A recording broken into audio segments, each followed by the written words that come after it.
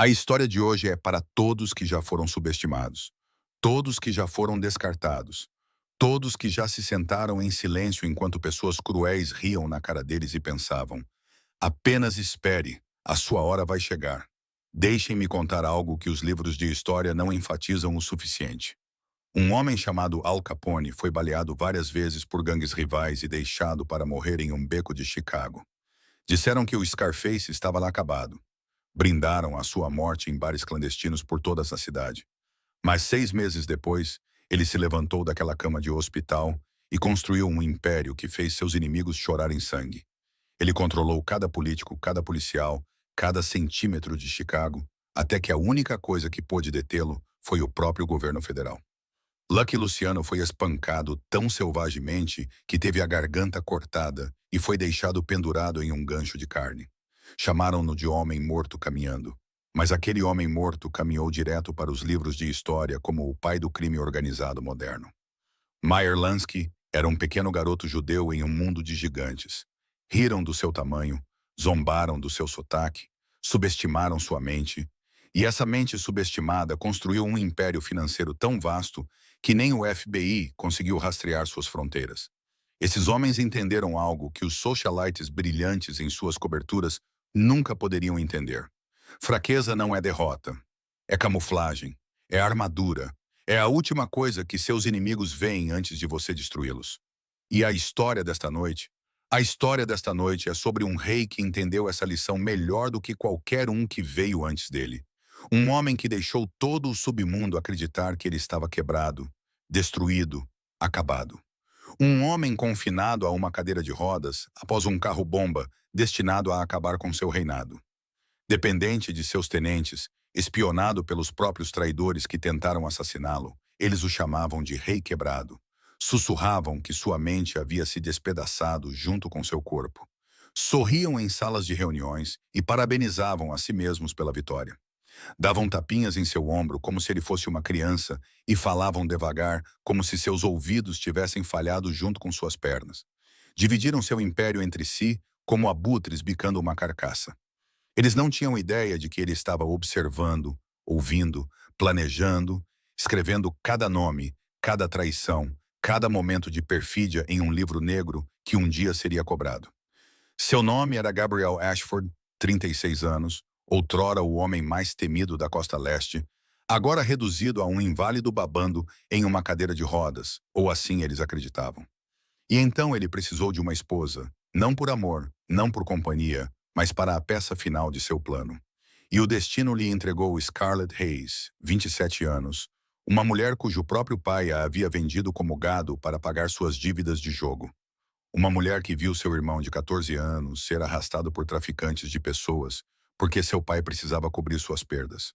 Uma mulher que trabalhou em 3 empregos por 9 anos para pagar dívidas que nunca foram dela, que foi espancada, humilhada, marcada.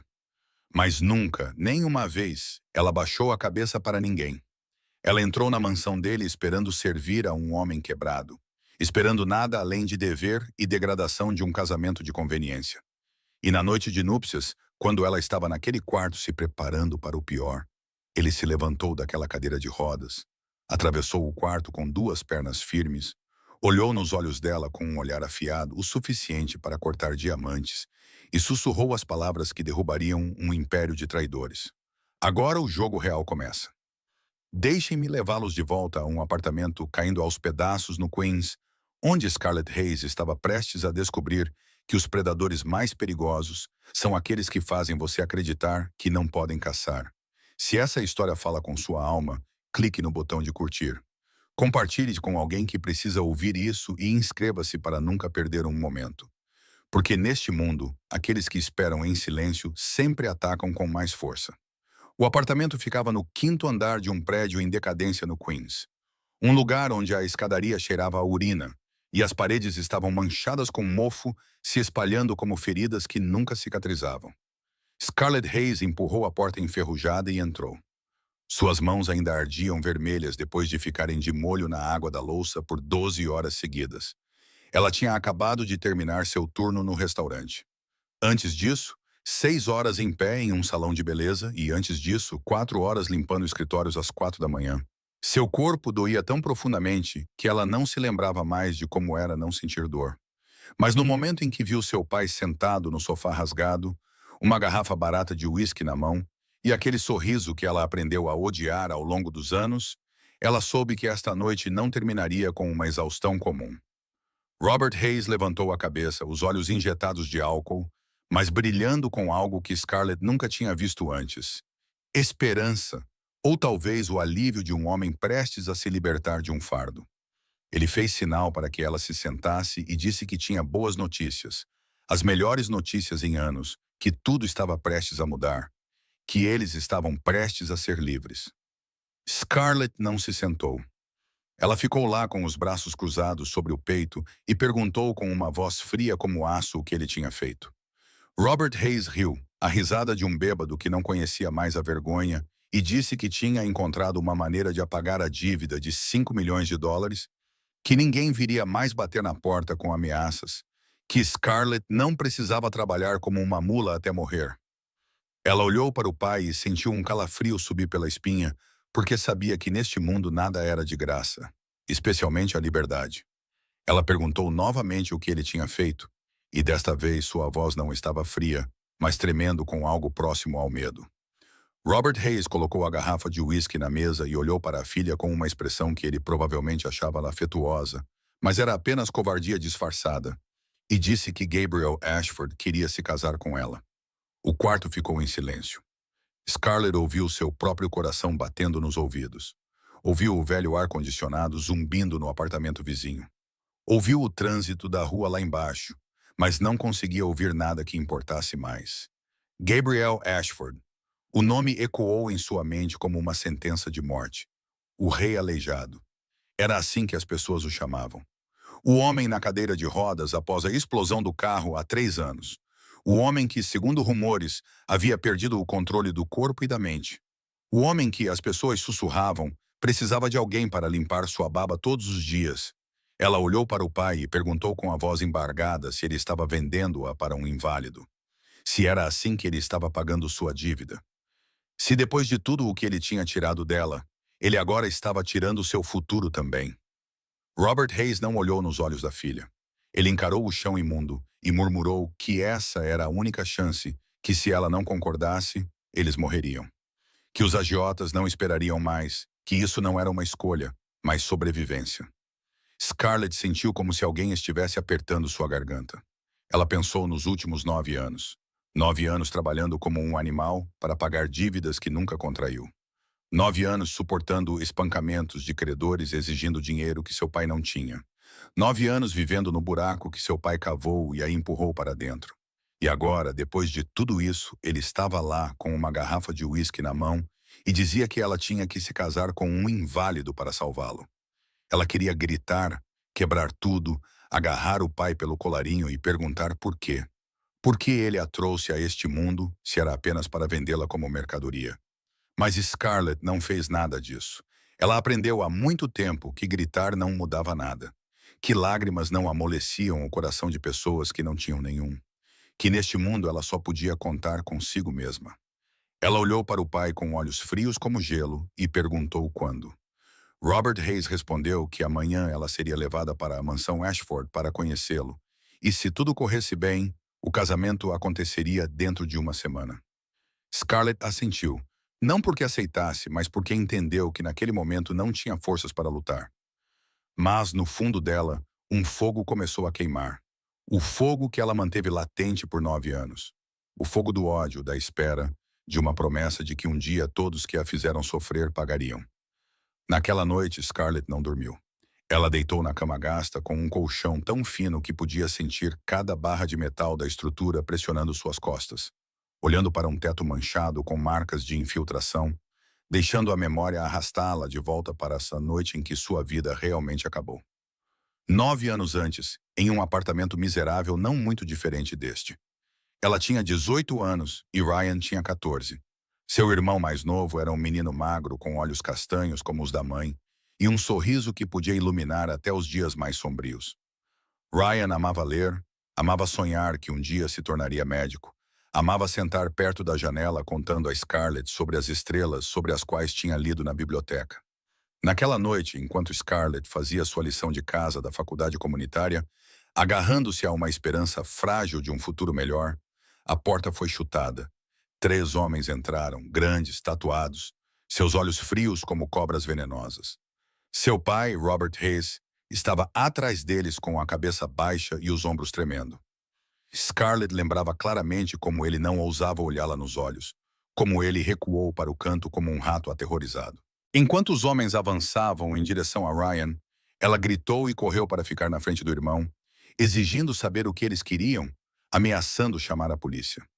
Um deles riu, uma risada oca que nunca alcançou seus olhos, e disse que o pai dela devia uma quantia muito grande de dinheiro, que ele havia assinado um acordo para usar o menino para quitar a dívida, que isso era negócio e ela não deveria interferir. Scarlett virou-se para o pai, procurando uma negação, uma explicação, qualquer coisa que pudesse provar que aquilo era apenas um pesadelo. Mas Robert Hayes manteve a cabeça baixa, continuou tremendo, manteve-se em silêncio, e ela entendeu. Ela entendeu que seu pai realmente havia vendido seu irmão para traficantes para pagar sua dívida de jogo. Ryan começou a chorar, agarrando-se ao braço dela e chamando seu nome em pânico.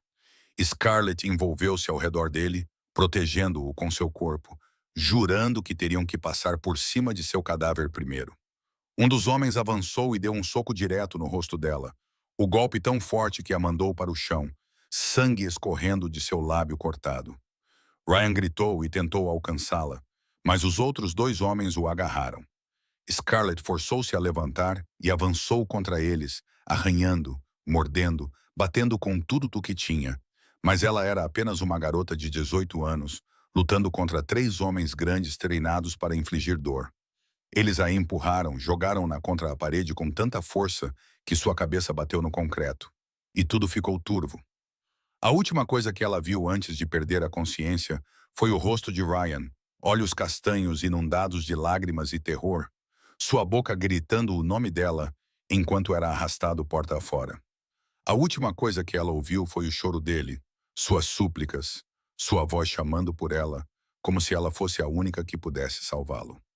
Mas ela não o salvou. Quando Scarlett acordou, Ryan tinha desaparecido.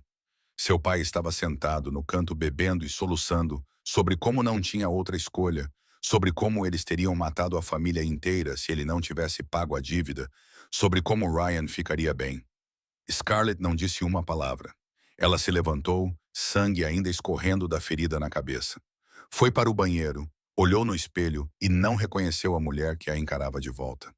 Naquela noite, ela chorou até não restarem lágrimas, até sua garganta arder em carne viva e seus olhos incharem. E depois daquela noite, ela nunca mais chorou. Por 9 anos, ela procurou por Ryan de todas as formas que pôde. Foi à delegacia e riram dela por não ter provas. Contratou detetives particulares e perdeu todas as suas economias sem nada para mostrar. Vagou por ruas escuras, bares imundos, lugares onde sabia que traficantes operavam, esperando por uma pista. Mas Ryan havia sido engolido pela escuridão sem deixar rastro. E agora, deitada aqui no escuro, sabendo que amanhã seria entregue a um estranho como um objeto, Scarlett sentiu a longa cicatriz em suas costas. Uma lembrança da vez em que um credor a ameaçou com uma faca quando ela não tinha dinheiro para pagar, começar a coçar e queimar como se tivesse acabado de ser esculpida em sua pele. Ela fechou os olhos e se perguntou onde Ryan estava agora, se ele ainda estava vivo, se ele ainda se lembrava dela. Então ela pensou em seu pai, dormindo profundamente no quarto ao lado, sem saber que no coração de sua filha uma sentença de morte já havia sido assinada. Scarlett não sabia onde esse casamento a levaria. Não sabia que tipo de homem Gabriel Ashford realmente era. Não sabia se viveria ou morreria, mas sabia de uma coisa. Um dia, de um jeito ou de outro, Robert Hayes pagaria pelo que fez a Ryan, a ela, a esta família. E quando esse dia chegasse, ela ficaria lá e o veria desmoronar sem derramar uma única lágrima, porque ele havia tirado todas as suas lágrimas 9 anos atrás. O carro preto buscou Scarlett na manhã seguinte. Um Rolls-Royce reluzente estacionado em frente ao prédio em decadência no Queens, como um deus de outro mundo perdido no inferno. Ela saiu do apartamento sem olhar para trás para o pai, sem dizer adeus, deixando para trás nada além do silêncio frio que cultivara por 9 anos. A viagem do Queens a Manhattan levou apenas 40 minutos, mas para Scarlett, pareceu viajar por dois mundos completamente diferentes, de ruas imundas, sufocadas por lixo e sem tetos para avenidas arborizadas, emolduradas por arranha-céus imponentes e vitrines de luxo. Quando o carro parou em frente à mansão Ashford, Scarlett teve que firmar o rosto para não revelar o choque. Não era uma casa. Era um palácio gótico no coração de Manhattan, com torres afiadas perfurando o céu cinzento, vitrais brilhando sob a luz fraca do sol e um enorme portão de ferro adornado com a imagem de dois leões rugindo. O portão se abriu e o carro deslizou pela entrada pavimentada de pedra em direção à entrada principal, onde dois homens esperavam. O primeiro homem que Scarlett notou parecia ter cerca de 45 anos, alto e magro, com cabelos grisalhos penteados para trás e olhos da cor de aço frio. Ele usava um terno preto impecável, mantinha-se reto como uma régua com as mãos cruzadas na frente do abdômen. E quando Scarlett saiu do carro, ele a olhou de cima a baixo com um olhar que ela conhecia muito bem, o olhar de alguém avaliando mercadoria. "Este é Victor Crane", anunciou o motorista enquanto Scarlett se aproximava. O vice-presidente do Império Ashford e o homem que administrava todas as operações comerciais em nome do Sr. Ashford. Victor Crane não sorriu nem a cumprimentou. Ele simplesmente assentiu uma vez e disse que ela estava na hora. Pelo menos ela tinha uma boa qualidade. Scarlett não respondeu. Ela sustentou o olhar dele sem piscar, um hábito que aprendeu durante anos enfrentando credores, porque se mostrasse medo, eles a despedaçariam. O segundo homem era mais jovem, cerca de 28 anos, com cabelos loiros despenteados e um rosto bonito saído de uma revista de moda. Mas seus olhos, aqueles olhos verdes, olhavam para Scarlett de uma maneira que a fazia querer recuar. A maneira como um predador olha para a presa. A maneira como um homem olha para uma mulher que acredita ter o direito de possuir. Maxwell Crane. Ele se apresentou com um sorriso largo. Filho de Victor e aquele que a ajudaria a se ajustar à vida ali. Ele se aproximou, perto demais, invadindo deliberadamente o espaço pessoal de Scarlett, e disse que seu pai não havia mencionado que ela era tão bonita, que era um desperdício uma flor como ela murchar ao lado de um aleijado como Gabriel Ashford. Scarlett não recuou. Ela olhou direto nos olhos de Maxwell e respondeu com uma voz fria como gelo que ela não era uma flor, e certamente não precisava de ninguém para regá-la. Maxwell riu alto, mais divertido do que ofendido.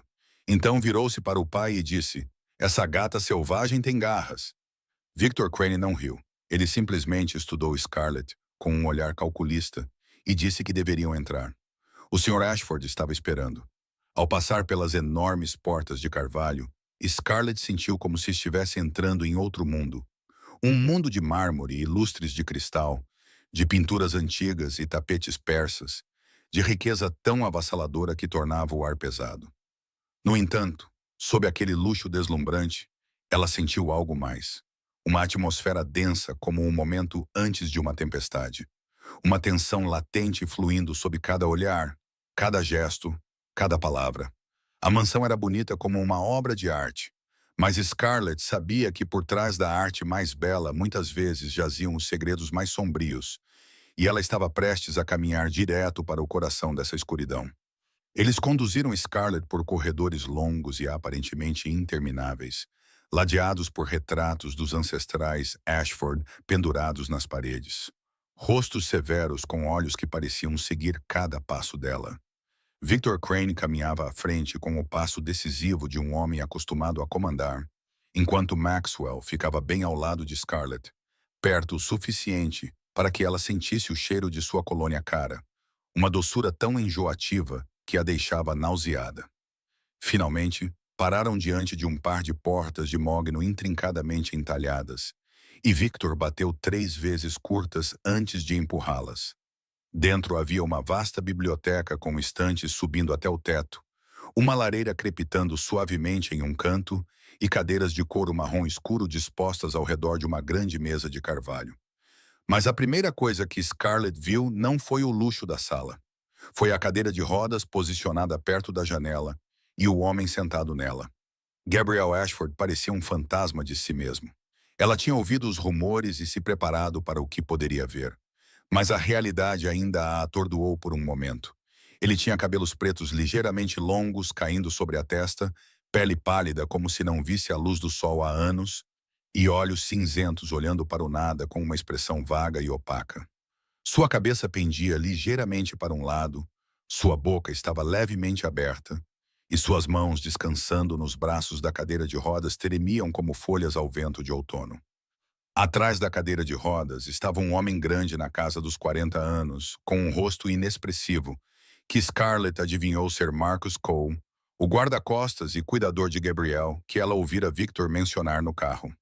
Victor Crane aproximou-se da cadeira de rodas e falou alto e devagar, enfatizando cada palavra como se falasse com uma criança, dizendo: Gabriel, esta é sua noiva. O nome dela é Scarlett Hayes.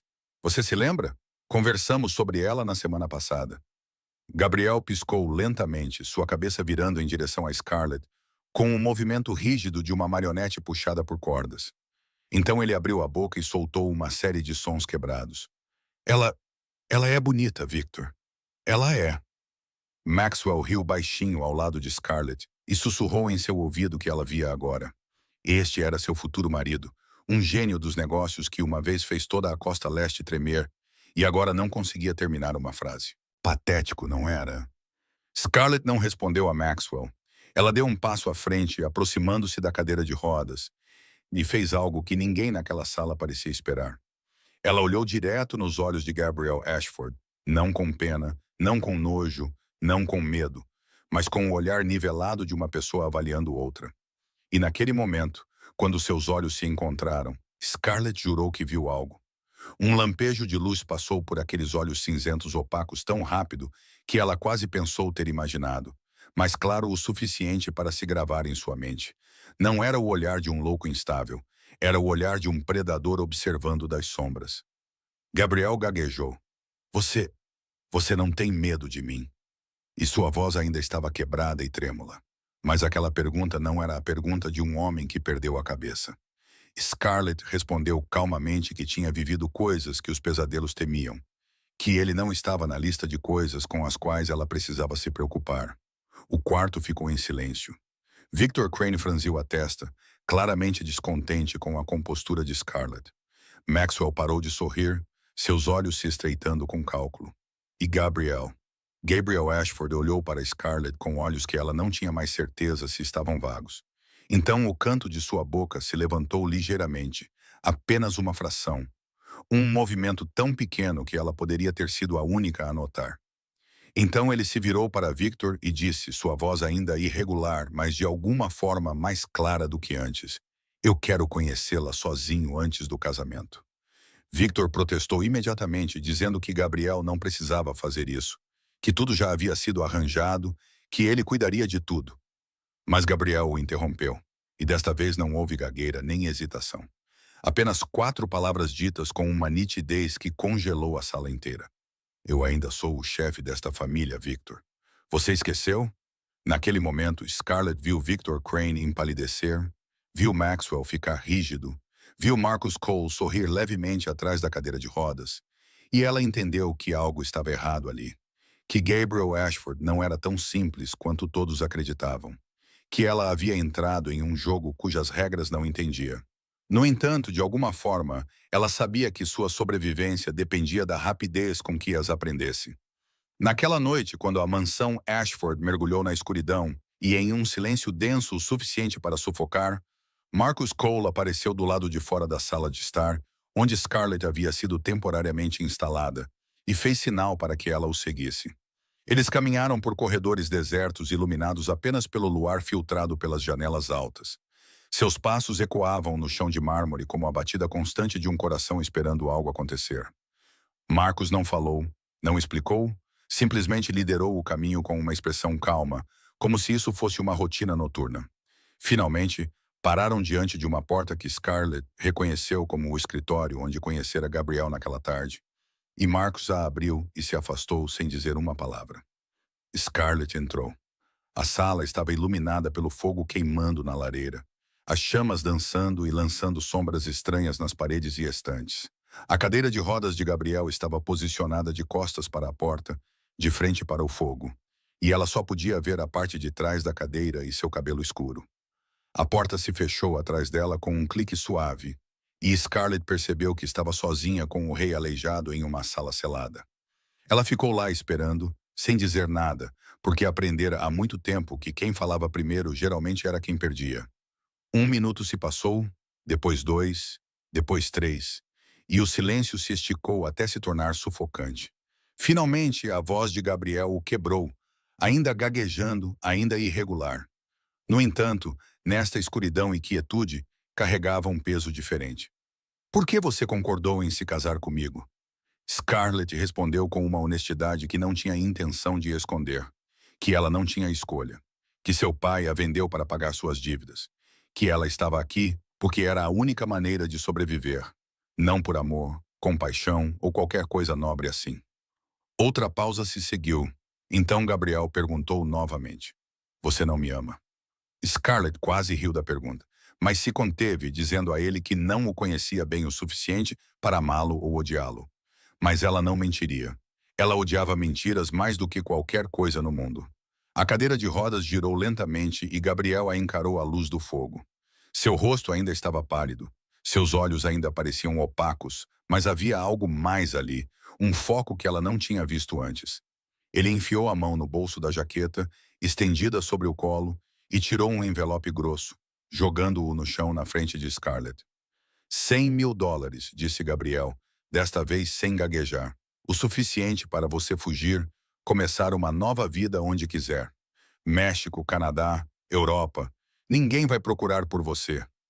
Scarlett olhou para o envelope e depois de volta para Gabriel. Seu coração batia forte no peito porque aquilo era uma fuga. Uma oportunidade que ela nunca ousara sonhar. Liberdade. $100.000 eram suficientes para ela desaparecer. Suficiente para recomeçar. Suficiente para evitar se casar com um homem que ela realmente não conhecia. Mas então ela pensou em Ryan. Se ela fugisse, nunca encontraria seu irmão. Se ela fugisse, perderia todas as chances de obter os recursos necessários para a busca. E se ela fugisse, Victor Crane mataria seu pai. E não importava o quanto ela odiasse Robert Hayes. Ela não queria carregar essa dívida de sangue pelo resto da vida. Ela se abaixou, pegou o envelope e caminhou em direção a Gabriel. Ela parou bem na frente da cadeira de rodas, perto o suficiente para ver o fogo refletido em seus olhos cinzentos, e colocou o envelope de volta em seu colo. Ela disse a ele que não precisava do dinheiro dele para fugir, que se quisesse fugir, já teria feito isso há muito tempo, que estava aqui por suas próprias razões, e essas razões importavam mais do que a liberdade. Gabriel olhou para ela, e desta vez ela sabia que não estava imaginando. O canto de sua boca se curvou em um pequeno sorriso, o primeiro sorriso que ela viu naquele rosto. E não era o sorriso de um homem instável, mas de alguém que acabara de encontrar o que procurava. Gabriel disse, sua voz ainda suave, mas mais clara do que ela jamais ouvira. Você é muito interessante, Scarlett Hayes. Na nossa noite de núpcias, você entenderá por que eu escolhi você. Então ele virou sua cadeira de rodas de volta para o fogo. A reunião acabou e Scarlett deixou o escritório com o coração acelerado e uma única pergunta ecoando implacavelmente em sua mente. Quem Gabriel Ashford realmente era? O casamento aconteceu 3 dias depois, na capela privada da mansão Ashford. Um espaço magnífico com tetos abobadados adornados com afrescos clássicos e enormes vitrais que deixavam a luz fraca da tarde derramar como sangue diluído. Scarlett estava diante do espelho em um vestido de noiva branco que não lhe permitiram escolher, olhando para a mulher desconhecida que a encarava de volta e se perguntando se aquilo era um casamento ou um funeral. Não havia convidados do lado dela. Nenhum pai, porque Robert Hayes não tinha permissão para aparecer. Nenhum amigo, porque ela não tinha nenhum. Ninguém que pertencesse a ela em uma sala cheia de estranhos com olhos frios e sorrisos falsos. Os convidados eram todos figuras poderosas do submundo de Nova York. Chefes, contrabandistas, políticos corruptos, todos reunidos para testemunhar o rei aleijado se casar com uma garota desconhecida do Queens. Eles sussurravam pelas costas dela palavras cruéis que não se preocupavam em esconder, dizendo que ela não passava de uma prostituta barata comprada a preço de banana. que Gabriel Ashford devia estar realmente desesperado para escolher algo como ela, que esse casamento não passava da farsa de um louco. Scarlett ouviu tudo e não disse nada. Ela estava acostumada a ser humilhada, acostumada a ser menosprezada, acostumada a engolir a dor e seguir em frente. Quando ela entrou na capela sozinha, sem ninguém para conduzi-la, Gabriel já estava lá em sua cadeira de rodas no final do corredor, a cabeça inclinada para um lado como sempre, com Marcus Cole parado atrás dele como uma estátua de pedra. Victor Crane estava ao lado de Gabriel, como um guardião em vez de um padrinho, seus olhos cinzentos e frios acompanhando cada passo de Scarlett com um cálculo indisfarçável. A cerimônia foi breve e fria, muito parecida com a própria mansão. O padre recitou as orações em um tom monótono, como se estivesse lendo um contrato comercial. E talvez fosse exatamente isso que era. Quando chegou a hora dos votos, Scarlett ajoelhou-se ao lado da cadeira de rodas e pegou a mão de Gabriel. Estava mais quente e firme do que ela esperava, não tremendo como sua aparência sugeria, e mais uma vez ela sentiu aquela estranha contradição. Gabriel gaguejou seus votos com uma voz quebrada, mas quando chegou às palavras "até a morte", sua voz de repente tornou-se firme e clara, e seus olhos se fixaram nos dela com uma intensidade que roubou seu fôlego. Então o momento passou tão rápido quanto veio. Gabriel voltou ao seu comportamento vago familiar, e Scarlett se perguntou quanto do que vira ela havia imaginado. Após a cerimônia, enquanto os convidados bebiam champanhe e trocavam conspirações nas sombras, Victor Crane aproximou-se de Scarlett e apertou sua mão com força suficiente para machucar. Ele murmurou em seu ouvido, sua voz doce como mel, mas fria como gelo, dando-lhe as boas-vindas à família, dizendo que esperava que ela soubesse o seu lugar, dizendo que noivas que não sabiam geralmente encontravam fins muito infelizes. Scarlett encontrou o olhar dele e respondeu que sobrevivera ao inferno, que ele não era a coisa mais assustadora que ela já enfrentara. Victor sorriu, um sorriso que não alcançou seus olhos, depois soltou a mão dela e se afastou. Maxwell apareceu imediatamente depois, bloqueando o caminho dela com seu sorriso largo e olhar predatório familiar. Ele disse que sempre que ela precisasse de um homem de verdade, sabia onde encontrá-lo. Que esta noite certamente seria muito solitária ao lado de um aleijado como Gabriel. Scarlett não respondeu. Ela passou por ele como se ele não existisse.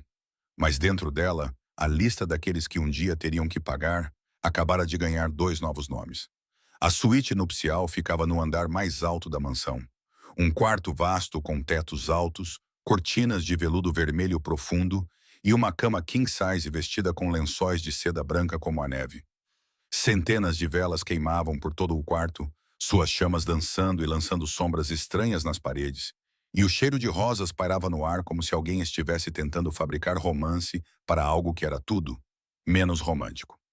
Scarlett entrou no quarto sozinha, a porta se fechando atrás dela com um clique suave, e viu a cadeira de rodas de Gabriel posicionada ao lado da janela, virada de costas para ela, exatamente como estivera no escritório na noite anterior.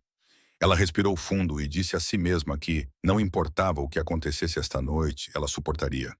Ela sobrevivera a coisas piores do que isso, ela não quebraria. Ela foi para o centro do quarto e parou, esperando, sem saber o que estava esperando, mas sentindo em seus ossos que esta noite não se desenrolaria da maneira que ela havia se preparado. Então ela ouviu o som, o arranhão metálico das rodas contra o chão, mas não o som da cadeira se movendo, e sim o som de alguém se levantando dela. O coração de Scarlett falhou uma batida. Ela viu a sombra de Gabriel projetada contra a parede, e aquela sombra estava mudando, esticando-se para cima, ficando alta. Não, não podia ser, disse a si mesma. Ele não podia andar, ele estava paralisado. Ele era o rei aleijado. Todos diziam isso. Mas então Gabriel Ashford se virou e Scarlett sentiu como se o chão sob ela tivesse desaparecido. Ele estava de pé. Gabriel Ashford estava de pé diante dela com suas próprias pernas, 1,85 m de altura, ombros largos, músculos tensos sob a camisa branca, sem um único traço da enfermidade que lhe fora mostrada por dias. Ele deu um passo em direção a ela, cada movimento firme e comandante. Nenhum tropeço, nenhuma fraqueza, apenas a força bruta de um predador se aproximando de sua presa. Scarlett recuou até que sua espinha encontrou a parede. E ela percebeu que estava tremendo. Não de medo, mas de choque, do colapso completo de tudo o que pensava saber. Gabriel parou bem na frente dela, perto o suficiente para ela sentir sua respiração, perto o suficiente para ver que seus olhos cinzentos agora estavam afiados como lâminas. Nenhum indício de vazio restava neles. Quando ele falou, sua voz não estava mais quebrada ou gaguejante, mas baixa, clara e cheia de autoridade. 3 anos, disse ele. 3 anos eu sentei naquela cadeira de rodas para que eles acreditassem que eu estava acabado. Scarlett não conseguia falar. Ela só podia olhar para ele, tentando processar o que estava acontecendo. Gabriel continuou, sua voz fria como aço, mas queimando como fogo. 3 anos eu os vi rir, vi dividirem meu império. Vi darem tapinhas no meu ombro como se eu fosse uma criança digna de pena. 3 anos eu deixei que acreditassem que minha mente havia se despedaçado junto com minhas pernas. Ele levantou a mão, tocou o queixo de Scarlett e ergueu o rosto dela para que ela tivesse que olhar diretamente em seus olhos. Eles não tinham ideia, sussurrou Gabriel, de que eu estava observando, ouvindo, registrando cada nome, cada traição, cada ato de perfídia em um livro negro que um dia seria cobrado. Scarlett encontrou sua voz finalmente, uma única palavra escapando de seus lábios. Por quê? Gabriel sorriu. O primeiro sorriso verdadeiro que ela viu naquele rosto. E não era quente, era frio, perigoso e terrivelmente bonito. Porque Victor Crane tentou me matar, respondeu Gabriel.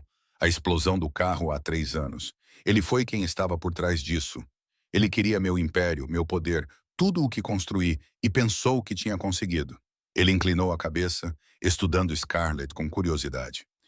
Mas eu sobrevivi, continuou Gabriel, e decidi que se eles queriam um rei aleijado, eu lhes daria um rei aleijado. Eu os deixaria ficar confortáveis, deixaria que se rebelassem, deixaria que cometessem erros, e quando chegasse a hora, eu me levantaria e queimaria tudo até o chão. Scarlett entendeu. Então ela entendeu tudo. A cadeira de rodas não era uma prisão, era camuflagem. A enfermidade não era uma fraqueza, era uma arma. Gabriel Ashford não era uma vítima. Ele era um predador esperando no escuro. E agora ele estava diante dela, alto e perigoso, e nada parecido com o que ela imaginara. E ela não sabia o que deveria sentir. Medo, alívio ou algo totalmente diferente que não ousava nomear. Gabriel olhou para ela, seus olhos cinzentos profundos como um abismo sem fundo, e disse as palavras que ela lembraria pelo resto da vida. Agora o jogo realmente começa. Gabriel caminhou até a pequena mesa perto da janela, serviu um copo de uísque e entregou a Scarlett. Você precisa disso, disse ele. E ela pegou com mãos que ainda tremiam de choque. Ele serviu outro copo para si mesmo e sentou-se na poltrona em frente a ela. Não na cadeira de rodas que o aprisionara por 3 anos. E começou a contar a história que ela precisava ouvir. 3 anos atrás, disse Gabriel, sua voz baixa e uniforme, como se estivesse falando sobre a vida de outra pessoa em vez da sua. Eu estava no auge do meu poder. O Império Ashford controlava metade de Nova York. Dos portos aos cassinos, do mercado imobiliário às rotas de transporte mais lucrativas da costa leste. Eu tinha tudo e acreditava ser intocável. Ele tomou um gole de uísque, a luz da vela refletindo em seus profundos olhos cinzentos. Mas eu estava errado, continuou Gabriel. Eu não vi o inimigo parado bem ao meu lado. Victor Crane, o homem que meu pai tirou das ruas quando ele não passava de um garoto de sarjeta. O homem em quem confiei como um irmão. O homem a quem entreguei metade do meu império para administrar. Scarlett ouviu. Ela tomou um pequeno gole de uísque e sentiu o calor se espalhar por sua garganta, firmando-a o suficiente para processar o que ele estava revelando. Naquela noite eu estava voltando de uma reunião, disse Gabriel. Marcos estava dirigindo como sempre. Quando paramos no sinal vermelho na Rua 52 com a Madison Avenue, o carro explodiu. Ele fez uma pausa, os olhos fixos no espaço vazio como se visse tudo de novo. Lembro-me do fogo, disse Gabriel mais suavemente. Lembro-me do som de metal se rasgando. Lembro-me do cheiro de gasolina e sangue. Lembro-me da sensação de que o mundo inteiro estava explodindo ao meu redor. Marcos me arrastou dos destroços. Ele estava gravemente ferido, mas ainda se forçou a me levar para o hospital, e essa é a única razão pela qual ainda estou vivo. Scarlett perguntou baixinho como ele sabia que Victor estava por trás disso. Gabriel sorriu sem calor. Porque no hospital, enquanto eu ainda estava em coma, Marcos ouviu Victor falando ao telefone com alguém. Ele disse que o trabalho estava feito. Ele disse que Gabriel Ashford nunca acordaria. Ele disse que o império era dele agora. Gabriel pousou o copo e olhou direto nos olhos de Scarlett. Quando acordei, disse ele, os médicos me disseram que eu tinha sorte de estar vivo. Disseram que eu poderia nunca mais andar. Disseram que meu cérebro poderia estar danificado. E foi aí que percebi que esta era uma oportunidade. A única oportunidade de descobrir todos que me traíram. Scarlett entendeu. Então ela sussurrou. Você fingiu ser aleijado para que eles baixassem a guarda. Gabriel assentiu. Deixei que acreditassem que Gabriel Ashford estava morto. Não em corpo, mas em espírito. Sentei naquela cadeira de rodas e interpretei o papel de um inválido, um homem que não conseguia controlar seu corpo ou sua mente. Deixei que dessem tapinhas no meu ombro e falassem comigo como se eu fosse uma criança. Engoli essa humilhação todos os dias porque sabia que um dia eles pagariam por isso 1000 vezes. Ele se levantou, caminhou até o armário de carvalho no canto, abriu uma gaveta escondida e tirou um caderno encadernado em couro preto. Este é o livro negro, disse Gabriel ao entregá-lo a Scarlett. Por 3 anos, na calada da noite, enquanto a casa dormia, e com Marcos guardando minha porta, escrevi tudo, cada nome, cada transação, cada reunião secreta, cada momento de traição que eles pensaram que eu não via. Scarlett abriu o caderno e viu páginas cheias de linhas manuscritas, nomes, números escritos por extenso, datas, locais, tudo organizado com a precisão de uma acusação esperando para ser lida em voz alta. Victor Crane, James Sterling, senador Thomas Harrington. Gabriel falou cada nome e dezenas de outros. Cada um deles teve participação na tentativa de me derrubar. Cada um deles está dividindo o que acham que não posso mais proteger. Ele pegou o caderno de volta e o fechou com um som sólido e final, como a tampa de um caixão se fechando. 3 anos eu esperei, disse Gabriel. 3 anos reuni provas. 3 anos planejei este momento e agora tenho tudo o que preciso. Tudo, exceto uma coisa. Uma pessoa de quem eles nunca suspeitarão. Alguém que possa se mover livremente em um mundo do qual fui barrado. Alguém que possa ser meus olhos e ouvidos onde uma cadeira de rodas não poderia ir. Scarlett entendeu. Ela pousou o uísque e se levantou para encará-lo. É por isso que você precisa de mim, disse ela, não uma pergunta, mas uma afirmação. Você precisa de uma esposa que ninguém leve a sério. Uma garota desconhecida do Queens que eles ignorarão. Um peão no tabuleiro que ninguém acredita que possa ameaçá-los. Gabriel olhou para ela e pela primeira vez naquela noite seus olhos continham algo que parecia respeito. Você entende rápido, disse ele. Essa é uma das razões pelas quais escolhi você.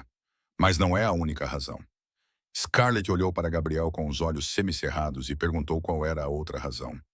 Gabriel colocou o livro negro na mesa e caminhou até a janela, olhando para o céu noturno de Manhattan, onde as luzes brilhavam como milhões de estrelas artificiais.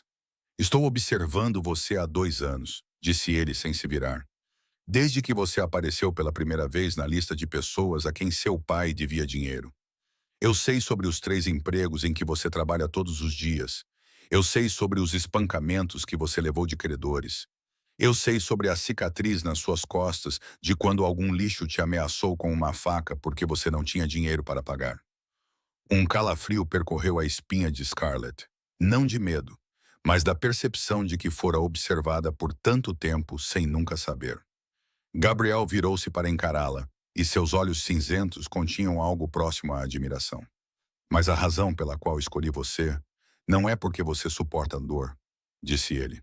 É porque você nunca se submete. Eu vi você ficar na frente de um credor com o dobro do seu tamanho. Vi ele te dar um tapa, cuspir em você, e você não baixou a cabeça. Você olhou para ele como se ele fosse um verme, e eu soube então que você era a mulher de que eu precisava. Scarlett não sabia como reagir a essa confissão. Ela ficou lá sentindo algo estranho subir em seu peito. Algo que não sentia há muito tempo. A sensação de ser vista, de ser reconhecida, de ser valorizada pelo que realmente era. Então Gabriel continuou, E o que ele disse a seguir parou todos os pensamentos em sua mente. E eu sei sobre Ryan, disse Gabriel, sua voz mais suave agora, como se entendesse o peso daquele nome. Scarlett sentiu como se alguém tivesse lhe dado um soco no peito. Ela não conseguia respirar, não conseguia pensar, só conseguia olhar para ele com olhos arregalados e lábios trêmulos. Ryan, ela sussurrou, o nome saindo de sua boca como uma oração. Meu irmão. O que você sabe sobre meu irmão? Gabriel deu um passo mais perto. Perto o suficiente para ela ver cada linha de seu rosto à luz de velas. Eu sei que seu pai o vendeu para traficantes há 9 anos, disse Gabriel. Eu sei que você o procurou por 9 anos sem resultados. Eu sei que você gastou cada dólar que economizou contratando investigadores. Que você foi aos lugares mais perigosos de Nova York procurando pistas. Que você fez tudo o que uma garota sem poder e sem dinheiro poderia fazer. Lágrimas brotaram nos olhos de Scarlett, as primeiras lágrimas em 9 anos. Mas ela as enxugou com raiva porque jurara nunca chorar na frente de ninguém. Você sabe onde ele está? Ela perguntou, a voz trêmula, mas os olhos ardendo. Você sabe onde meu irmão está, não sabe? Gabriel assentiu lentamente. Eu sei, e se você provar que é digna, eu lhe darei tudo. Não apenas informações, mas o próprio Ryan, vivo e seguro. Scarlett sentiu os joelhos ameaçarem ceder, mas forçou-se a ficar ereta. Ela olhou para Gabriel e entendeu que aquele era o verdadeiro acordo, não um casamento por dinheiro ou status, mas uma aliança construída na necessidade mútua. O que você quer de mim? Ela perguntou, a voz firme novamente. O que você quer que eu faça em troca de Ryan? Gabriel disse que precisava de uma aliada, uma parceira, alguém que ficasse com ele quando ele queimasse cada traidor até o chão. Ele precisava dos olhos e ouvidos dela em salas onde não podia entrar. Ele precisava da lealdade absoluta dela até que essa guerra acabasse. Scarlett ficou em silêncio por um longo tempo. Ela pensou em Ryan, em 9 anos de sofrimento, em tudo o que perdera e tudo o que ainda poderia recuperar. Então ela olhou direto nos olhos de Gabriel e disse que concordava, mas tinha uma condição. Gabriel ergueu uma sobrancelha e perguntou qual era. Victor Crane, disse Scarlett, sua voz fria como gelo. Quando você o derrubar, eu quero ver.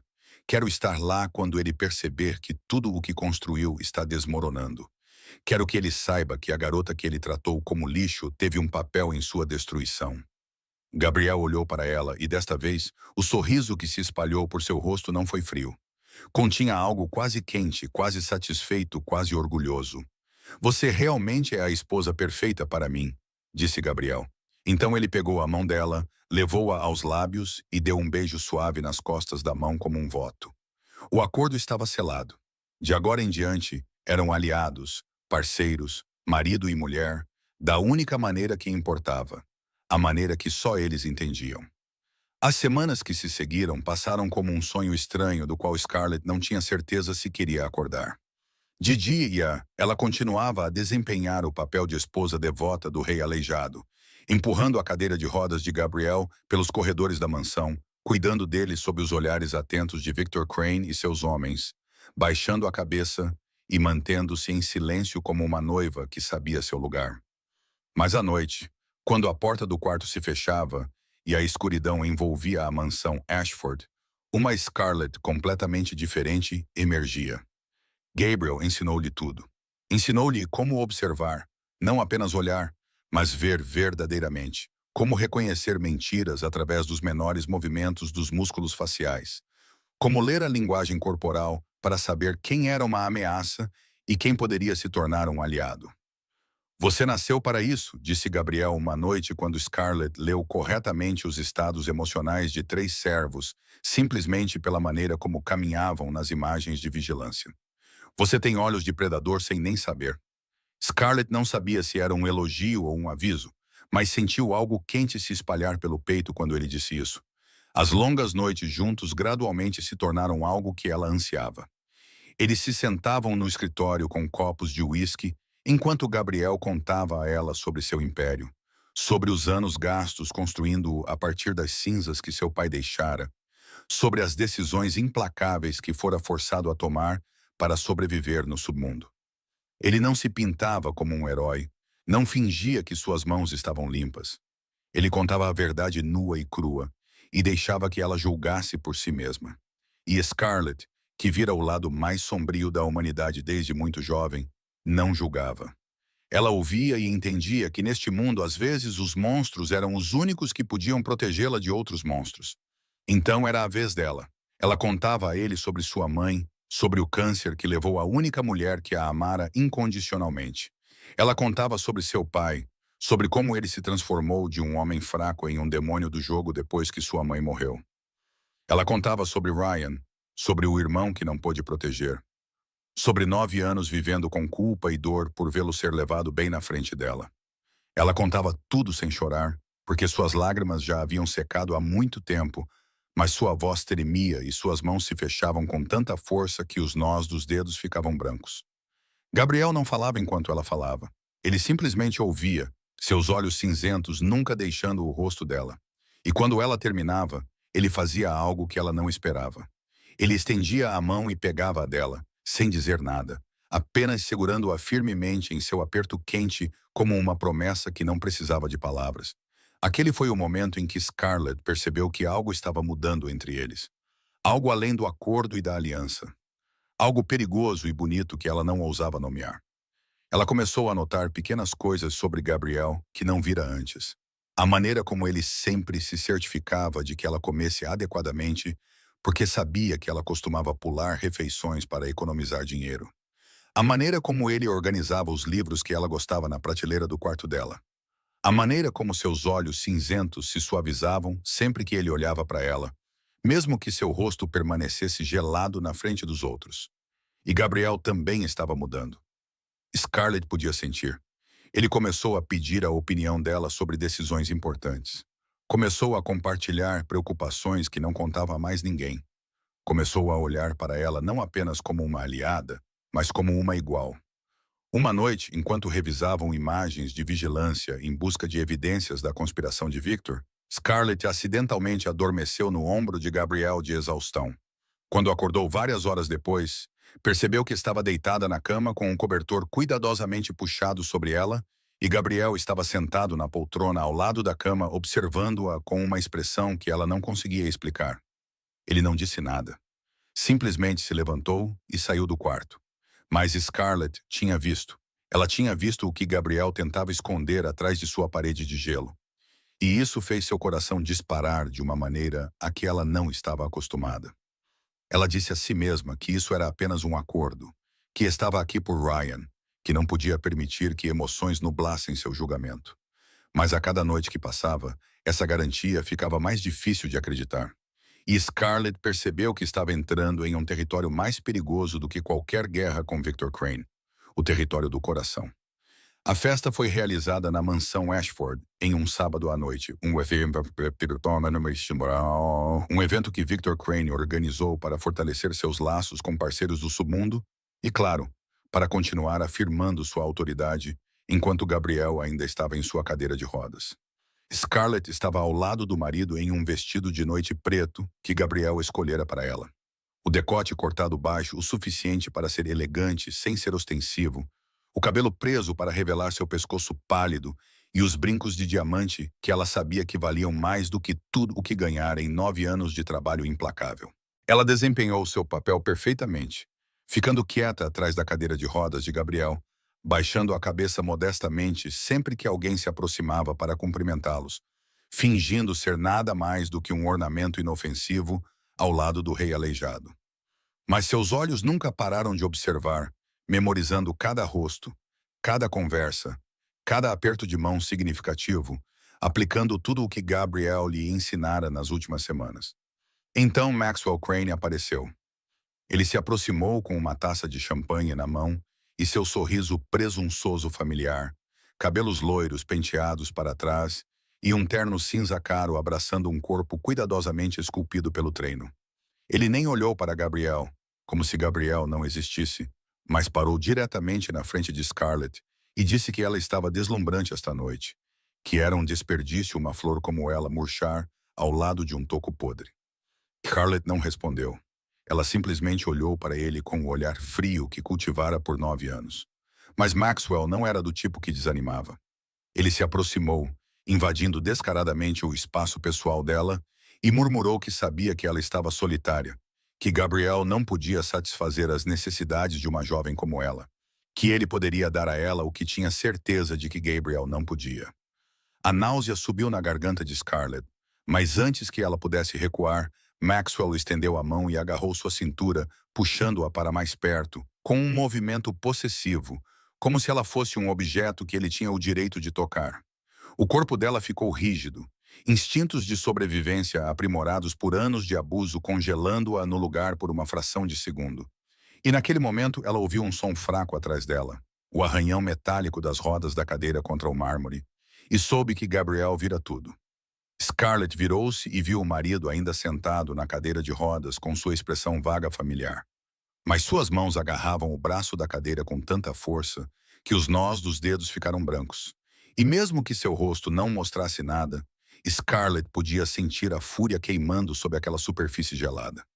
Ela sabia que Gabriel queria se levantar, queria avançar e despedaçar Maxwell ali mesmo na frente de todos. Mas ele não podia. Ainda não, porque o plano não estava completo, e seu disfarce importava mais do que a raiva momentânea. Maxwell zombou. Ele notara a reação contida de Gabriel, e isso só alimentou sua arrogância. Ele a apertou o aperto na cintura de Scarlett e disse alto o suficiente para que os que estavam por perto ouvissem que ela deveria considerar sua oferta, que uma mulher como ela merecia um homem de verdade, não um aleijado que só podia ficar sentado e babar. Scarlett se soltou e respondeu em voz alta o suficiente para silenciar a sala inteira que agradecia a preocupação dele. Mas preferia ficar ao lado de um homem com dignidade em uma cadeira de rodas do que de um cachorro vira-lata que não fazia nada além de latir e cheirar as saias das mulheres.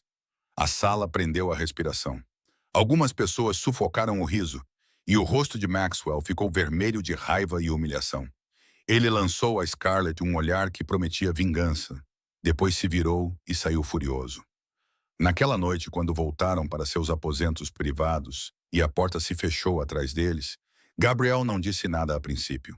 Ele ficou de costas para Scarlett e ela viu suas mãos fechadas com tanta força que o sangue escorria das marcas de meia-lua deixadas por suas unhas. Ele vai pagar, disse Gabriel finalmente, sua voz baixa e perigosa como um trovão distante, alertando sobre uma tempestade que se aproximava.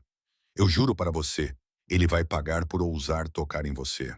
E Scarlett, pela primeira vez na vida, viu a possessividade feroz nos olhos de um homem dirigida a ela e não sabia se deveria ter medo ou se sentir segura.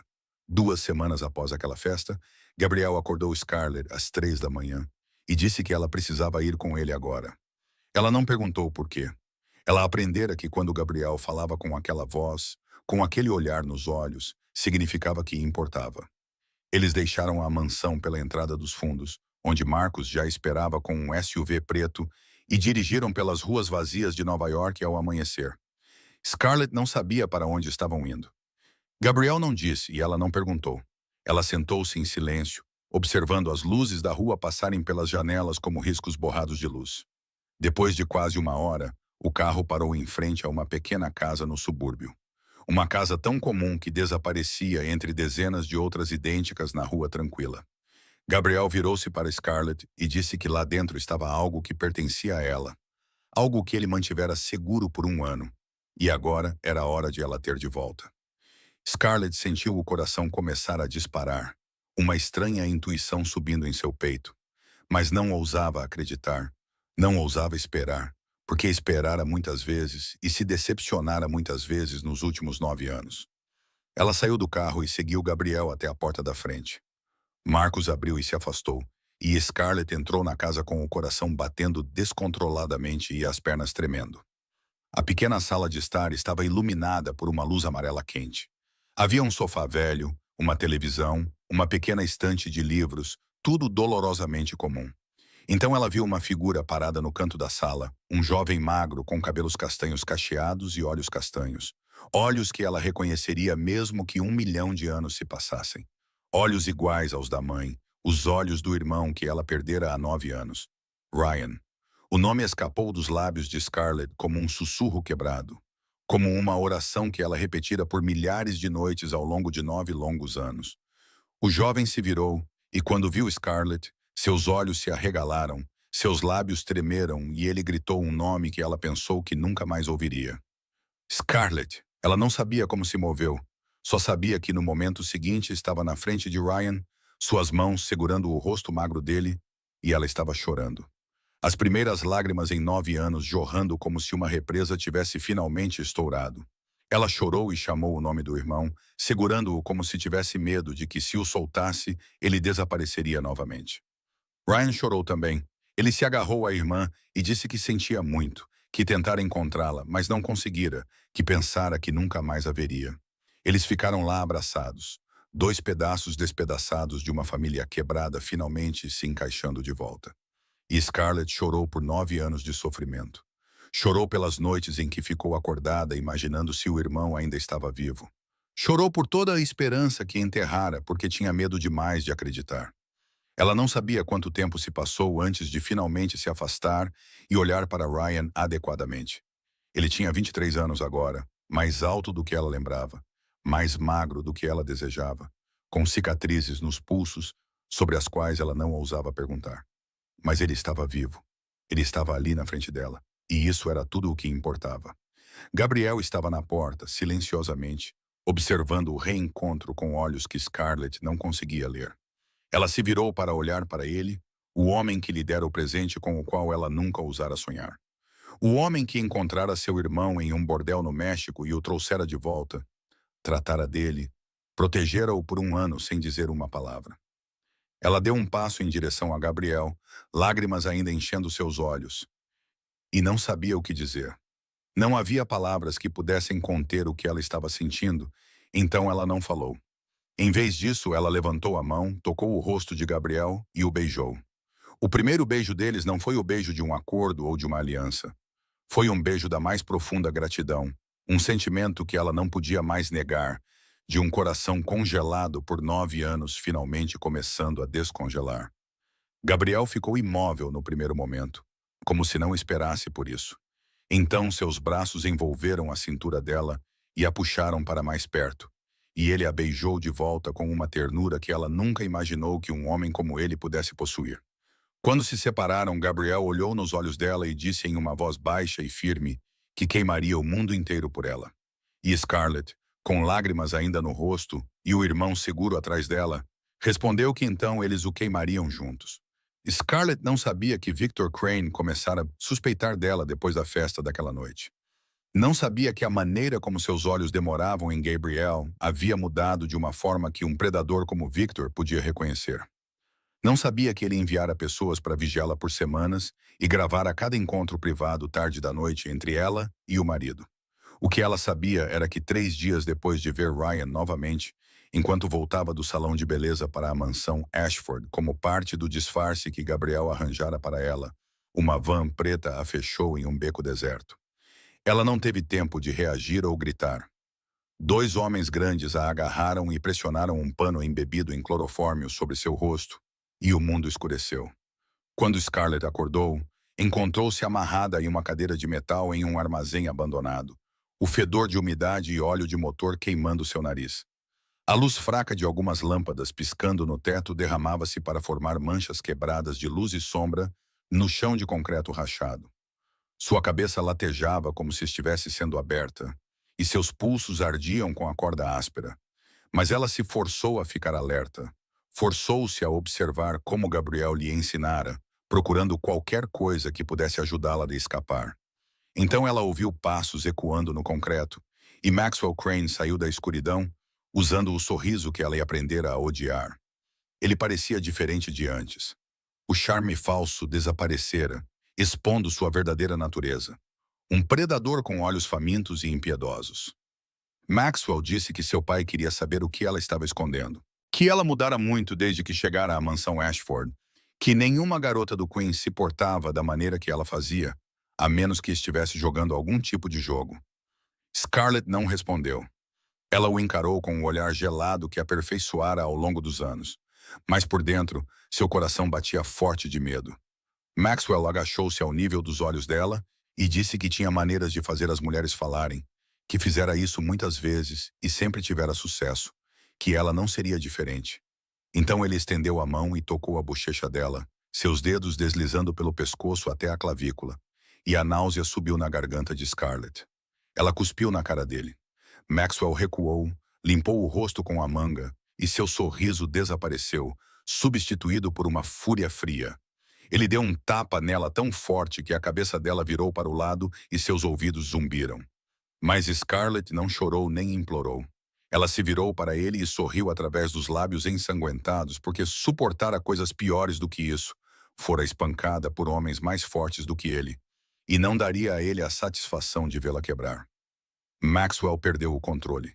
Ele agarrou o colarinho dela e o rasgou, botões voando pelo chão, e Scarlett sabia que ele não pararia. Sabia que faria coisas terríveis com ela antes de matá-la ou entregá-la ao pai. Ela lutou, chutou-o com as pernas livres, mas Maxwell agarrou o cabelo dela e puxou a cabeça para trás com tanta força que o pescoço dela pareceu que ia quebrar. Ele sussurrou no ouvido dela que ela o humilhara na frente de todos na festa, que pagaria por isso, que quando ele terminasse com ela, nem Gabriel iria querer olhar para ela. Lágrimas brotaram nos olhos de Scarlett, não de dor ou medo, mas de raiva, de impotência, do conhecimento de que estava sozinha ali e ninguém sabia onde ela estava. Ela pensou em Gabriel, em Ryan, em tudo o que acabara de recuperar e poderia perder, e se perguntou se era assim que sua história terminava. Então, assim que Maxwell começou a levantar o vestido dela, um estrondo soou, não um tiro, mas o som da porta do armazém sendo chutada para fora das dobradiças. E lá na porta, de pé alto, com uma arma na mão e olhos cinzentos brilhando com uma fúria que ela nunca vira, estava Gabriel Ashford. Não o rei aleijado preso a uma cadeira de rodas, mas um rei reivindicando seu trono com sangue e fogo. Maxwell congelou no lugar, as mãos ainda segurando o vestido de Scarlett, e seu rosto mudou de raiva selvagem para puro terror em um único instante quando viu Gabriel de pé na porta. "Isso é impossível", sussurrou ele. "Você não pode andar. Você é aleijado. Você não é nada." Gabriel não respondeu. Ele simplesmente entrou no armazém com passos firmes e comandantes, a arma em sua mão apontada diretamente para Maxwell, e atrás dele estavam Marcus Cole e 6 homens vestidos de preto com suas armas prontas. "Tire as mãos da minha esposa", disse Gabriel, sua voz fria como gelo, mas queimando como lava derretida. Cada palavra proferida com o controle perfeito de um homem que esperara 3 anos por este momento. Maxwell soltou Scarlett e cambaleou para trás, seus olhos correndo pelo armazém, procurando uma fuga. Mas os homens de Gabriel haviam selado todas as saídas. Ele gaguejou que aquilo era um mal-entendido, que não sabia, que seu pai ordenara, que estava apenas seguindo instruções. Gabriel aproximou-se até estar a menos de 1 metro de distância e olhou para Maxwell com uma expressão que Scarlett nunca vira antes, o olhar de um rei julgando um traidor. "Você está culpando seu pai", disse Gabriel. "Mas seu pai ordenou que você tocasse na minha esposa? Que rasgasse as roupas dela? Que olhasse para ela como um animal faminto?" Maxwell começou a tremer. Ele caiu de joelhos e implorou, dizendo que faria qualquer coisa, que confessaria tudo sobre os esquemas do pai, que ainda poderia ser útil. Gabriel olhou para o homem ajoelhado a seus pés e perguntou qual mão ele planejara usar para tocar em sua esposa. Maxwell olhou para as próprias mãos horrorizado, e antes que pudesse responder, Gabriel disparou um único tiro na mão direita de Maxwell. O grito de Maxwell ecoou pelo armazém enquanto o sangue espirrava e ele desabava no chão, segurando a mão estraçalhada, uivando como uma besta ferida. Gabriel passou por cima dele como se ele não passasse de entulho. Moveu-se para Scarlett e ajoelhou-se para desamarrá-la. Suas mãos foram surpreendentemente gentis ao afrouxar as cordas que haviam mordido os pulsos dela. E uma vez que ela estava livre, ele tirou a jaqueta e a colocou sobre os ombros dela para cobrir o vestido rasgado. "Você está ferida?" perguntou Gabriel. A voz calma, mas os olhos cinzentos varrendo o corpo dela em busca de ferimentos. E Scarlett podia ver a fúria ainda queimando sob aquela superfície calma, pronta para explodir e destruir qualquer um que ousasse machucá-la. Scarlett assentiu. Ela não confiava em sua voz naquele momento. Só sabia que estava segura, que Gabriel viera, que não estava mais sozinha. Gabriel levantou-se e virou-se para Maxwell, que ainda gritava no chão, Depois ordenou a 2 de seus homens que o levassem, dizendo que ele não tinha permissão para morrer ainda, que ainda precisava dele para enviar uma mensagem a Victor Crane. Enquanto Maxwell era arrastado, Gabriel voltou para Scarlett e a ajudou a se levantar, um braço envolvendo a cintura dela para firmá-la, pois as pernas dela ainda tremiam de tudo o que suportara. "Como você me encontrou?" perguntou Scarlett, enquanto saíam do armazém para o ar fresco da madrugada. Gabriel disse que colocara um dispositivo de rastreamento dentro da aliança de casamento dela desde o primeiro dia, que nunca a deixava ir a lugar nenhum sem saber onde ela estava, que jurara protegê-la e sempre cumpria suas promessas. Scarlett olhou para o anel de diamante em seu dedo. O anel que ela acreditara ser nada mais do que decoração para um casamento de fachada, e percebeu que Gabriel estivera guardando sua segurança muito antes de ela saber quem ele realmente era. Eles entraram no SUV que esperava. Marcos assumiu o banco do motorista e partiu imediatamente enquanto o veículo deixava a zona industrial abandonada para trás. Scarlett descansou a cabeça no ombro de Gabriel e sentiu os braços dele se apertarem ao redor dela, como se temesse que ela pudesse desaparecer se ele a soltasse. "Victor vai saber", disse ela suavemente. "Ele vai saber que você pode andar, que tudo foi uma encenação." Gabriel assentiu e disse, sim, a encenação acabou esta noite, que ele tinha todas as evidências de que precisava, que era hora de Victor Crane e cada traidor pagarem. Ele olhou nos olhos de Scarlett com determinação ardente e disse que em 3 dias haveria uma grande festa na mansão Ashford, que todos os seus inimigos estariam lá, que seria a noite em que o rei aleijado se levantaria e reivindicaria tudo. "E eu estarei ao seu lado", disse Scarlett, não como uma pergunta, mas como uma certeza. Gabriel sorriu, seu primeiro sorriso desde que entrara no armazém, e respondeu que não poderia fazer isso sem ela, que ela era sua rainha, e um rei nunca estava completo sem sua rainha ao lado quando reivindicava seu trono. 3 dias depois, a mansão Ashford estava iluminada como um palácio na noite. Milhares de luzes de cristal derramando um brilho dourado rico através de janelas imponentes, enquanto carros de luxo fluíam pela entrada pavimentada de pedra em direção ao portão principal. Esta era a maior celebração que a família Ashford organizara desde o ferimento de Gabriel 3 anos antes, e convites haviam sido enviados a todas as figuras poderosas do submundo de Nova York, juntamente com políticos e empresários ligados ao Império Ashford. Victor Crane fora quem organizara o evento oficialmente para apresentar formalmente a nova senhora Ashford ao seu círculo de elite e celebrar a condição estável de Gabriel. Embora todos soubessem que o verdadeiro propósito era Victor afirmar sua autoridade como o verdadeiro poder por trás do Império Ashford. Enquanto Gabriel ainda estava sentado em uma cadeira de rodas, Scarlett estava diante do espelho no camarim, estudando a mulher desconhecida que a encarava de volta em um vestido de noite carmesim profundo, da cor de sangue seco, seu decote alto e elegante, escondendo os hematomas em sua garganta que não haviam cicatrizado totalmente. Luvas longas escondendo as abrasões em seus pulsos deixadas pela corda. Ela estava pronta para esta noite. Pronta para ficar ao lado de Gabriel enquanto ele reivindicava tudo o que era dele. Pronta para ver Victor Crane cair. Gabriel entrou no quarto e, pela última vez em sua vida, baixou-se para a cadeira de rodas que fora sua prisão voluntária por 3 longos anos. Ele olhou para Scarlett com profundos olhos cinzentos e disse que ela estava deslumbrante, que Victor não perceberia o que estava por vir até que fosse tarde demais, que esta noite tudo terminaria. Scarlett inclinou-se e deu um beijo suave em seus lábios. Depois disse que estaria bem ao lado dele, que queimariam tudo juntos. Marcus Cole empurrou a cadeira de rodas de Gabriel para o grande salão, onde centenas de convidados bebiam champanhe e trocavam conversas cheias de conspiração. Scarlett caminhava ao lado do marido, com a cabeça erguida e a expressão serena, como se não soubesse que dentro de horas aquela sala se tornaria um inferno vivo para aqueles que o haviam traído. Victor Crane estava no centro do salão como seu verdadeiro mestre, imaculado em um terno preto com um sorriso presunçoso nos lábios. E quando viu Gabriel ser levado para dentro, aproximou-se com a falsa preocupação que Scarlett aprendera a desprezar. "Gabriel parece mais forte esta noite", disse Victor, sua voz doce como mel envenenado. "Espero que a festa não seja muito exaustiva para você." Gabriel respondeu em seu tom hesitante e familiar que estava bem, que Victor fizera um excelente trabalho organizando a noite, que estava grato por tudo o que Victor cuidara. Victor sorriu triunfante e seguiu em frente para continuar bancando o anfitrião. E Scarlett captou o lampejo de desprezo que ele lançou em direção a Gabriel quando pensou que ninguém estava olhando. James Sterling aproximou-se em seguida. O rei financeiro do submundo, com barba grisalha cuidadosamente aparada e olhos de raposa que nunca paravam de calcular.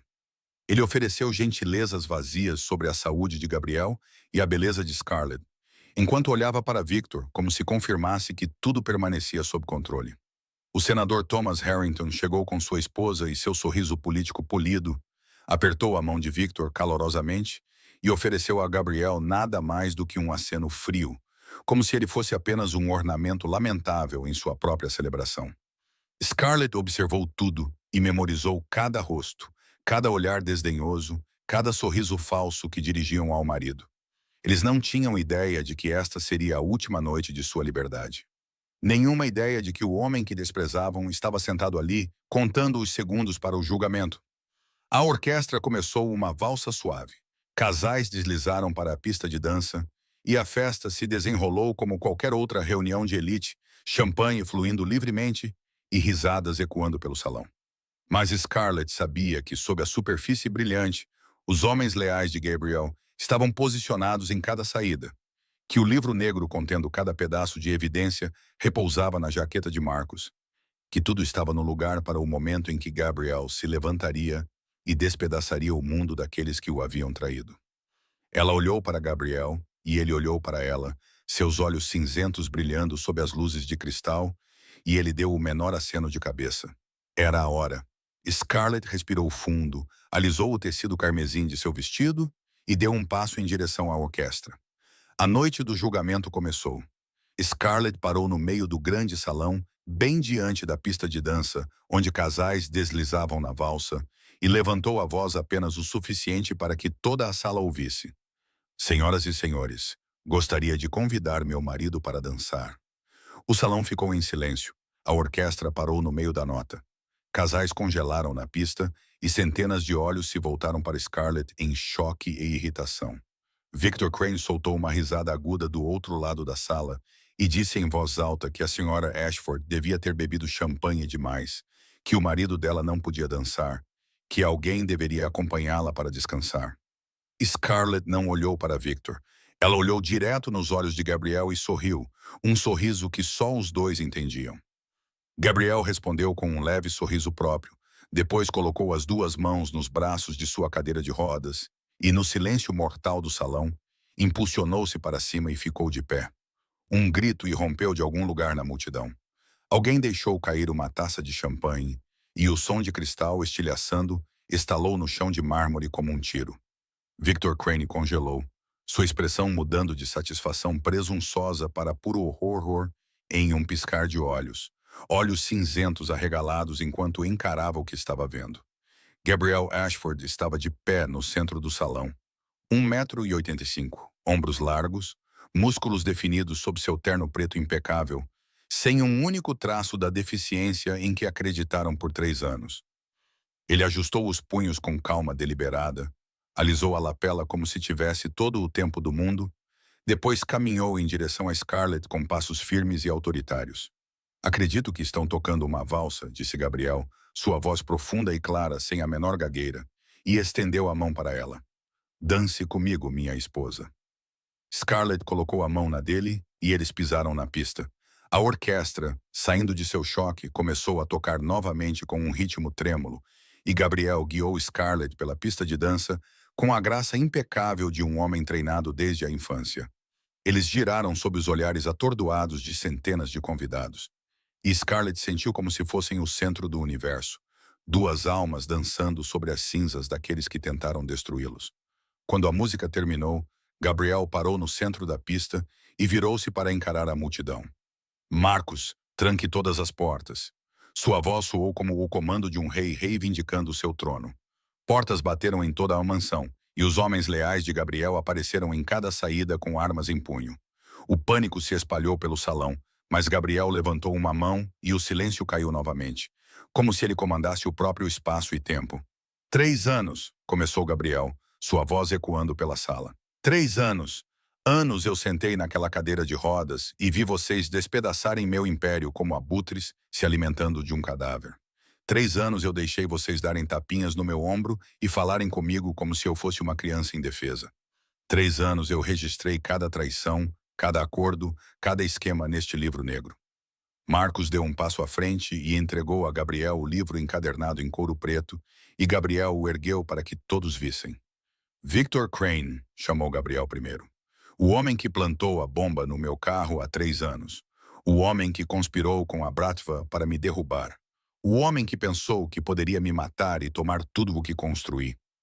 Victor tentou correr para a saída traseira, mas 2 dos homens de Gabriel o agarraram e o forçaram a ficar de joelhos no centro da pista de dança. James Sterling, continuou Gabriel, o homem que lavou dinheiro para o golpe que financiou aqueles que tentaram me matar. Senador Thomas Harrington, o homem que ordenou ao FBI que olhasse para o outro lado após a explosão do carro que aceitou subornos para proteger os traidores. Um por um, eles foram arrastados e jogados no chão ao lado de Victor. Rostos brancos de terror. Gabriel parou na frente de Victor Crane e olhou para o homem que fora sua mão direita, o homem que o traíra, tentara assassiná-lo e ordenara o sequestro e a humilhação de sua esposa. Você se pergunta por que eu não te matei no momento em que soube, disse Gabriel. A morte é rápida demais, Victor. Eu queria que você perdesse tudo primeiro. Seu dinheiro, seu poder, seu nome, depois sua vida. Gabriel virou-se para Scarlett e perguntou se ela queria assistir. Scarlett deu um passo para o lado do marido, encontrou os olhos de Victor Crane com um olhar mais frio que gelo e disse: Isso é por todos que você destruiu, pela explosão do carro, pelos 3 anos que meu marido viveu em uma cadeira de rodas e pelo que seu filho tentou fazer comigo naquele armazém. As luzes do salão se apagaram. A escuridão engoliu a sala e tiros soaram na escuridão. 1, 2, 3. Cada tiro, uma sentença executada. Quando as luzes voltaram, Victor Crane, James Sterling e o senador Thomas Harrington jaziam imóveis no chão de mármore. Seu sangue se espalhando como flores vermelhas profundas contra a pedra branca. Gabriel estava no centro do salão, sua mão segurando a de Scarlett, e olhou para os convidados restantes com os olhos de um rei que recuperara seu trono. O rei aleijado está morto, declarou Gabriel, sua voz estrondosa como um trovão. Gabriel Ashford retornou, e qualquer um que ainda pense em me trair, olhe para o chão e lembre-se do destino daqueles que vieram antes de vocês. Ninguém ousou respirar, ninguém ousou se mover. E naquele silêncio mortal, Gabriel puxou Scarlett para seus braços e a beijou no salão banhado de sangue. Um beijo de vitória, de amor, de renascimento das cinzas. Após aquela noite de julgamento, o submundo de Nova York nunca mais foi o mesmo. A notícia do retorno de Gabriel Ashford espalhou-se como fogo. E aqueles que antes zombavam do rei aleijado, agora tremiam ao som de seu nome. O Império Ashford estava mais forte do que nunca. Sem informantes, sem traidores, apenas lealdade absoluta a um rei que provara que nem a própria morte poderia detê-lo. Maxwell Crane sobreviveu ao ferimento na mão, mas foi expulso de Nova York com um aviso de que se algum dia voltasse, a morte seria o destino mais gentil que poderia esperar. Aos cúmplices restantes de Victor foi dada uma escolha: jurar lealdade a Gabriel ou desaparecer para sempre. E ninguém ousou escolher a segunda opção depois de testemunhar o destino daqueles que vieram antes deles. Uma semana depois da festa, Robert Hayes pediu para ver a filha. Scarlett estava na sala de estar da mansão Ashford e viu o homem que a trouxera a este mundo entrar com a mesma covardia familiar, cabeça baixa e ombros trêmulos, exatamente como no dia em que a vendera a Gabriel. Robert implorou por perdão, dizendo que não tinha escolha, que fizera tudo pela família, que a amava à sua maneira. Scarlett ouviu em silêncio. Depois disse a ele que ele não era mais seu pai, que seu pai morrera na noite em que vendera Ryan para traficantes, que ela não o mataria, mas nunca o perdoaria. Gabriel ofereceu-se para lidar com Robert da maneira que o submundo fazia. Mas Scarlett balançou a cabeça e disse que queria que ele vivesse, que vivesse na pobreza e na solidão, que vivesse com a memória do que fizera aos filhos, porque esse castigo era mais doloroso do que a morte. Robert Hayes foi banido de Nova York com uma pequena quantia, apenas o suficiente para sobreviver. E Scarlett nunca mais o viu. 3 anos depois, em uma manhã de primavera cheia de luz dourada do sol, Scarlett estava no jardim da mansão Ashford, observando sua filha de 3 anos correr pelo gramado verdejante. Isabella Grace Ashford tinha os olhos cinzentos do pai e os cabelos pretos da mãe. Um sorriso que podia derreter o coração mais frio e uma risada que ecoava pelo jardim como a música mais doce que Scarlett já conhecera. Gabriel aproximou-se por trás da esposa e envolveu a cintura dela com os braços, descansando o queixo no ombro dela enquanto observavam a filha juntos. "No que você está pensando?" perguntou ele.